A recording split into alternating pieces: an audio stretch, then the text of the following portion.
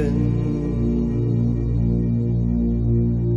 in the caul groon, wherefore many mair have gone. Lay me down in the caul groon, wherefore many mair have gone. When they come, I will Staun my groon, Staun my groon. I'll nae be afraid. Thoughts of hame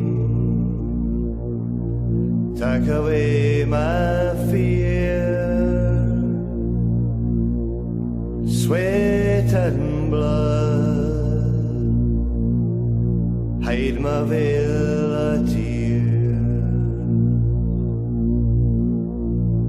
Ains a year, say a prayer for me. Close your een and remember me. Lay me down in the caul groon, wherefore many mair have gone. Wherefore many mair have gone.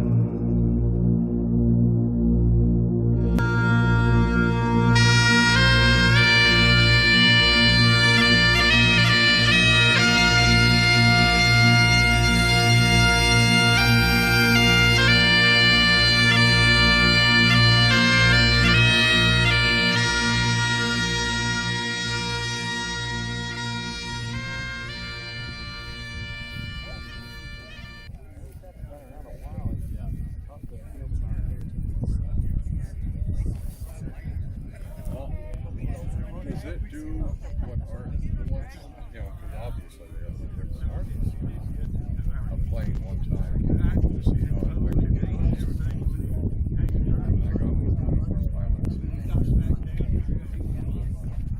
I guess since he's the chief, we can give him 10.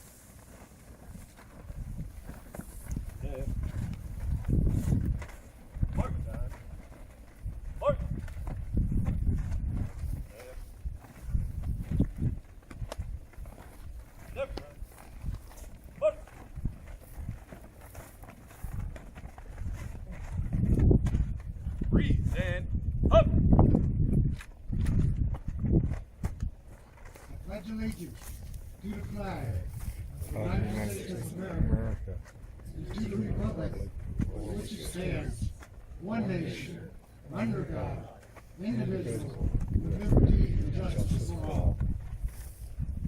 Order!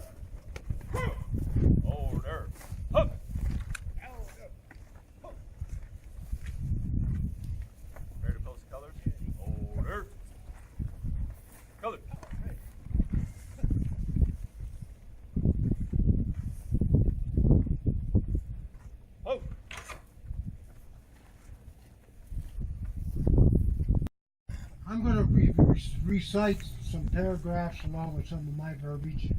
There was in a Customs Today article in 1974. A lot of you weren't around at the time, but Commissioner Acree penned an article called "The Guardians of Civilization," and I dedicate this to Bud and Bo. It's taken 45 years, 8 months to get here today. We've had a lot of constraining factors, you might say, but we are gathered in this valley to memorialize two of our fallen brothers, Louis D. Dixon and Charles J. Bokinskie, better known as Bud and Bo. We only lost Bud and Bo, defenders of the United States border, but we lost our sons, a father, and too many of us here are brothers in arms.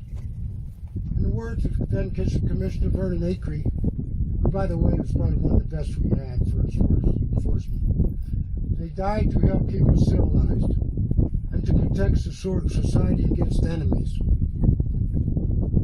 There's a lot of people today that scoff at the protection of our borders, and I despise them, because I know what people like all of you and all of us went through and have gone through to protect them. I think it's disgusting. In the words of then Commissioner Vernon Acree, they died to help keep us civilized and to protect society against enemies. He stated, criminals are the internal enemies that nibble at civilization, making society somewhat more impoverished and less peaceful. And you have got to believe that, unless we can maintain our laws, protect our borders, with people like Bud and Bo. This means that Customs law enforcement officers who protected us against criminals help preserve society. They are the front line of defense, not only against smuggling, but against the social chaos which smuggling and other crimes would create. Just because 150-some pounds of dope, or whatever it may have been, it was not much, was seized down here. A two-time criminal who should not have had a gun, and that was 45 years ago. It hasn't changed. But that 45 pounds of marijuana is going to end up on the street somewhere with some kid. People do not understand that criminals will smuggle anything for a profit, be it marijuana, cocaine, meth, heroin, children, women, and yes, and even in the past we see sugar. If there's a profit, they'll smuggle it. But Bud and Bo protected the U.S. without fanfare, and like customs officers, border patrol agents, and customs INS, CP officers have done since 1789. They protected our border and as such our society. But for them it was with their lives. So we now have a monument to see, so that anyone who works at the border will know the last location of Bud and Bo.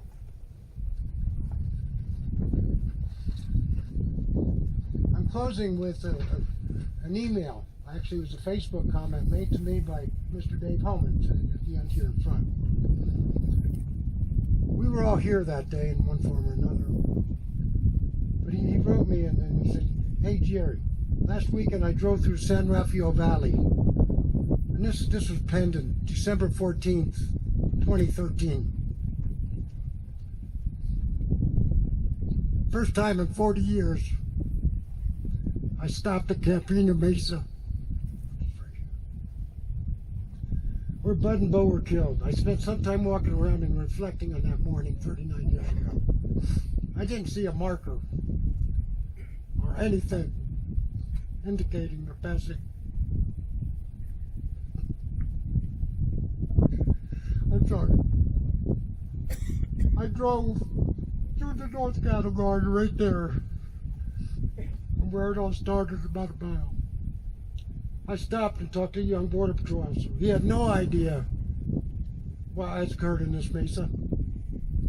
Very sad that their sacrifice goes unnoticed. Well, Dave Holman, it's not going to go unnoticed now. Thanks to you, my crew, Mo Reyna, Sabri Dickman, and Chief Wheeler. Thank you very much. I'd like to introduce Special Agent Retired Andy Catanzaro. He's going to be reading some comments made by Horace Cavett. Horace Cavett was the patrol director that was here at the time. Unfortunately, his age and illness has taken over. But he penned a short memo, and I'd like Andy to say it. Yeah, Jerry's asked me to read this from Horace. He was our first patrol director, and then he became the National Patrol Director in Washington. During that time that he was here, this is what he recalls. On Wednesday morning, April 24th, 1974, I got a telephone call from Sector with the most devastating news I have ever received.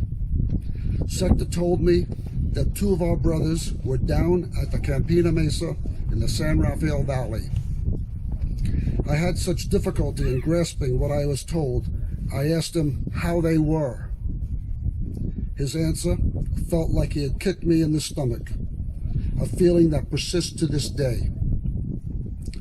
It continues to be the most impacting event the Arizona Patrol has ever suffered. We shared and still share tears and sorrow with Bud and Bo's families and for their unbelievable loss.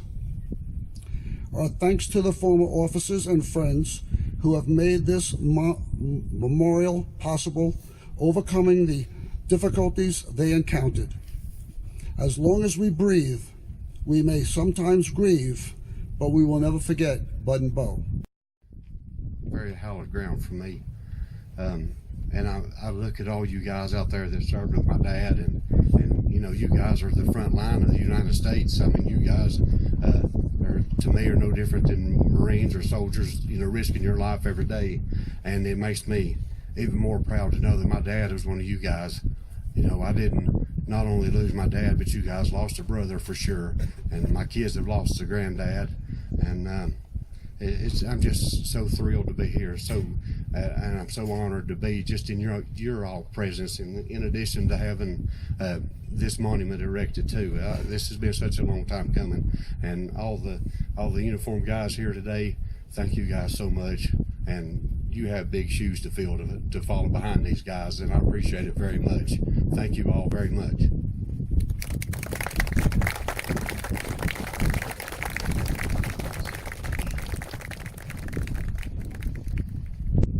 I gotta tell you, it's quite an honor to be here. Got some words written down on a piece of paper, but as I sat here and I listened to various folks speak, it made me realize that it really doesn't matter whether it's retired officers, on-duty officers, sons, grandsons. There is a sense of family amongst all of us. And so doing this, making sure that we were able to help in this taking place was extremely important to us, because at the end of the day, it really is about family. And whether it was just yesterday, or in this case 45 years ago, it still resonates. I can feel the pain. I can also feel a little bit of the closure that you mentioned, Robert. You know, the history that we have, when we look back at customs, it's 200 years of history, and the border has changed right along with our country. The one thing that we can attest to in law enforcement is that there's always a realm of danger attached to it. I'm just going to get rid of these speech here. There's always a realm of danger attached to it, and Bo and Lou, they tackled this with vigor. I went on the Officer Memorial page and I read some of the comments that were posted. These were men that were held in great reverence, people that we attempted to emulate. And to hear their story, and you mentioned something a second ago, we don't always realize the history that exists along the border. When I look at my men and women and the agents that work out here, I wasn't cognizant of this having happened. And there's so much history here. And I think it's critical that we have monuments of this nature to our personnel, that we take the time to pay homage, that we take the time to remember. It's those sacrifices that can't go unanswered. And it's small efforts like this that were monumental. Thank you for taking that task on. Thank you for approaching me and making this something that we could participate in. But more importantly, as it relates to the sacrifice, neither myself or anyone else can say thank you enough, because the sacrifices that you made, the family, the fellow officers, we live with that. And we grieve, but we grieve together as a family. And we celebrate as a family. And today is both, I think, an opportunity to grieve, but more importantly, I think it's an opportunity to celebrate and recognize the tremendous work and effort that we witnessed by Bo and Lou. So, with that being said, I just want to say thank you guys for allowing me to participate. to retirees, thank you for the service that you provided. Thank you for the mentorship, because I know there's a few of here that we may have worked with back in the past, but more importantly, thank you for setting the trail for us. And I hope that we can live up to the standards that you set back in the day. Robert, Mike, thank you guys for allowing us once again to participate. Thank you. It's going to be in. We're going to place the wreath.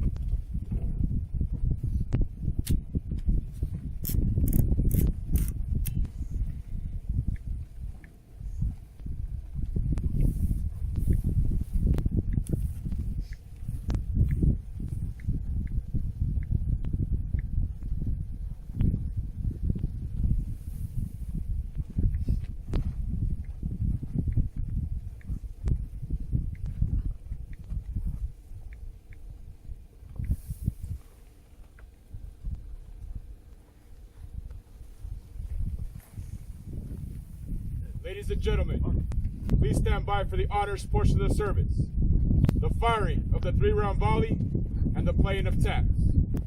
If you are sensitive to loud noise, please cover your ears at this time.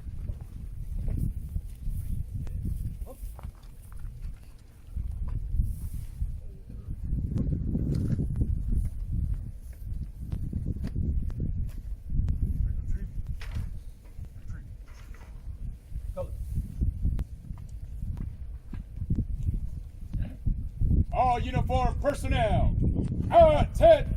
Huh!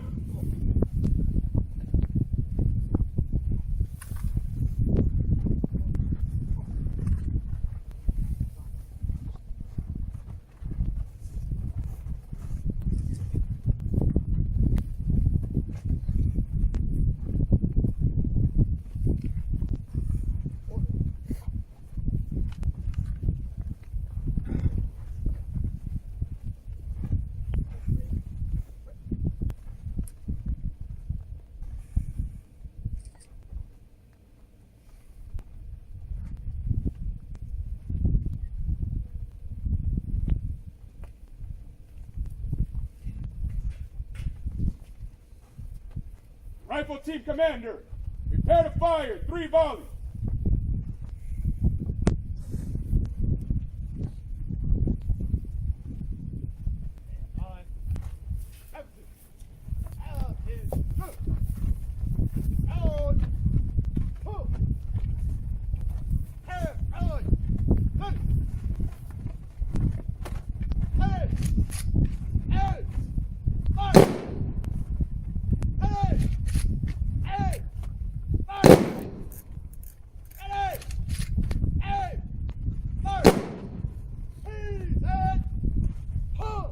Uniform personnel, attend! Huh!